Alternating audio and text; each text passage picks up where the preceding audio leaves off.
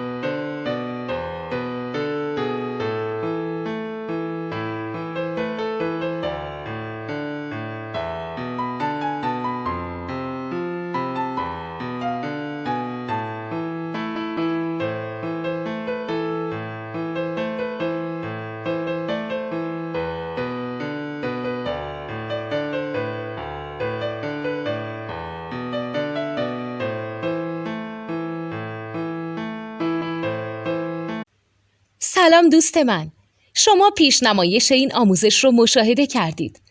برای دیدن آموزش به صورت کامل میتونید به وبسایت نوت2 که مرجع آموزش موسیقی هست مراجعه کنید.